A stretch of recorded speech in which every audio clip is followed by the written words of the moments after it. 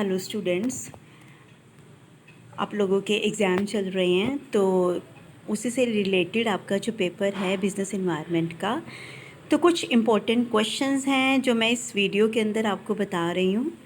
तो आप लोग ये सारे क्वेश्चंस कर लेना एक बार इनको रिवाइज़, तो एग्ज़ाम के पॉइंट ऑफ व्यू से बहुत इम्पोर्टेंट है। Business environment BCom final semester 6 का सब्जेक्ट है, कुरुक्षेत्र यूनिवर्सिटी कुरुक्षेत्र का।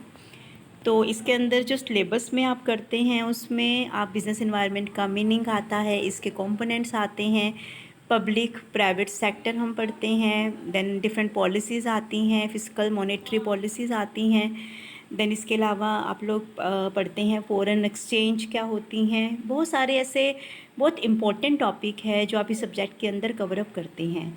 तो अगर हम एग्ज़ाम की बात करें तो एग्ज़ाम के पॉइंट ऑफ व्यू से जो मेन क्वेश्चंस बनते हैं, सबसे पहला तो है describe business environment and explain the various components of business environment.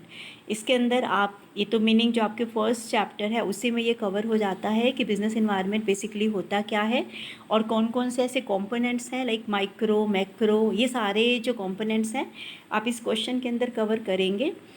Second जो क्वेश्चन आता है what do you mean bye environmental analysis, और इसकी नीड क्या है, what's the need of environmental analysis, कि इन्वायरमेंट एनालिसिस होता क्या है और इसकी क्यों ज़रूरत है। बेसिकली हम लोग जानते हैं कि एक बिज़नेस को फ्लेक्सिबल होना ज़रूरी है, डायनेमिक होना ज़रूरी है। इन्वायरमेंट में जो भी चेंजेस आ रहे हैं तो उनको ऑप्ट करना मैंडेटरी होता है। अगर एक बिज़नेस इन्वायरमेंट के साथ कोप अप करता है तो वो सर्वाइव कर सकता है, अदरवाइज़ फिर उसको मार्केट से बाहर निकलना पड़ता है। इसलिए इन्वायरमेंट को एनालाइज करना मैंडेटरी होता है हर एक बिज़नेस के लिए। तो इसके अंदर आप यही मेंशन करेंगे इन्वायरमेंटल एनालिसिस होता क्या है और इसकी ज़रूरत क्या है। नेक्स्ट जो क्वेश्चन है एग्ज़ाम के पॉइंट ऑफ व्यू से, critically analysis the performance of public enterprise in India. यहाँ पर क्रिटिकली एनालिसिस की बात हो रही है तो आपको इसकी लिमिटेशंस बतानी है, पब्लिक एंटरप्राइजेस का मीनिंग यहाँ बताएंगे और उसमें क्या उसके क्या वो करता है, कौन से उसके मतलब फंक्शंस क्या हैं, और उसको क्रिटिकली आप एनालाइज करेंगे। फिर कौन कौन से ऐसे चेंजेस हैं policy direction of government towards public sector कि अगर पब्लिक सेक्टर के जो उनकी एक्टिविटीज़ हैं तो उनको और फर्दर इम्प्रूव करने के लिए गवर्नमेंट ने कौन कौन सी पॉलिसीज़ बनाई हैं, तो इसके अंदर आपको डिस्कस आउट करना है। Explain the role of private sector in the industrial development of India. Industrial development of India में प्राइवेट सेक्टर का क्या रोल है एंड साइड बाय साइड इसकी लिमिटेशंस क्या है। This is also very important from exam point of view. Then joint sector क्या होता है, जॉइंट सेक्टर की फीचर्स क्या हैं and how it is different from public sector, public sector से ये कैसे अलग है। नेक्स्ट जो आता है question number 6, mixed economy. This is also very important question. Mixed economy is a golden path between capitalism and socialism. ये capitalism और सोशलिज्म के बीच में एक गोल्डन पाथ की तरह हम इसको ट्रीट करते हैं। तो here you will explain the benefit advantages of mixed economy, meaning you can also you have to explain capitalism and socialism also. आपको ये भी बताना पड़ेगा एंड साइड बाय साइड आपको मिक्स्ड इकोनमी बताना पड़ेगा how it is better than capitalism and socialism. What is socialistic economy, इसके merit and demerit is also very important.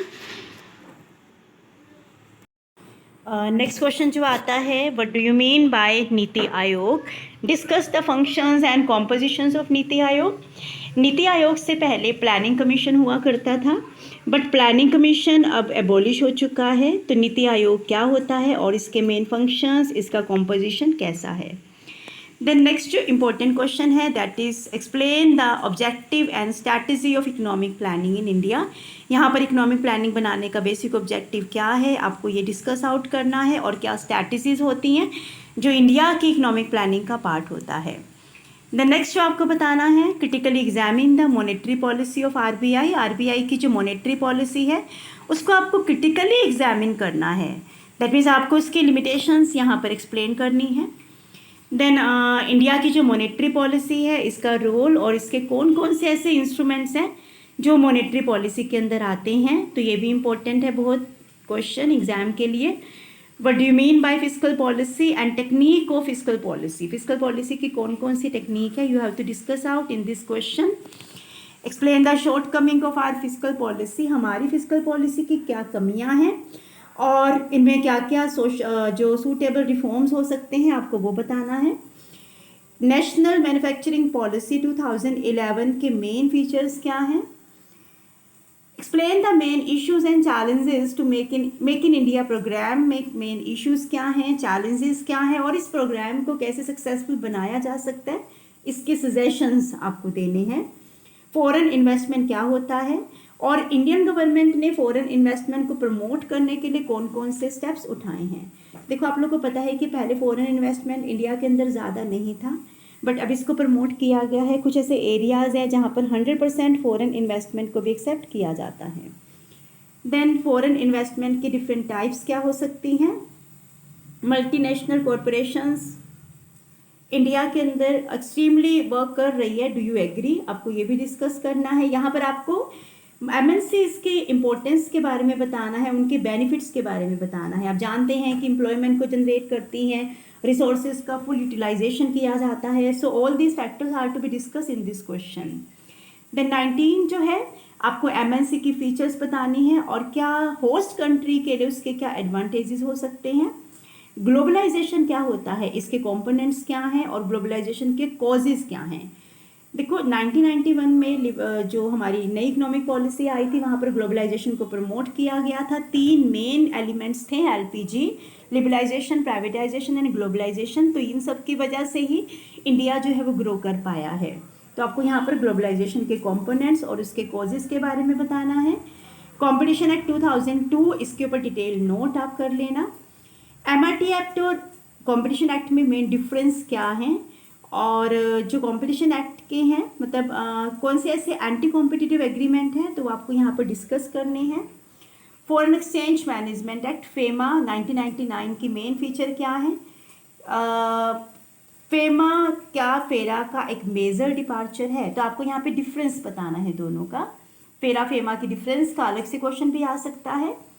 Foreign exchange market क्या होती है और कौन से ऐसे फैक्टर हैं जिनको हमें ध्यान में रखना होता है जब हम फॉरेन एक्सचेंज को डिटरमाइन कर रहे होते हैं। फॉरेन एक्सचेंज मार्केट के पार्टिसिपेंट्स कौन कौन हैं, तो यहाँ पर वो डिस्कस करना है आपको।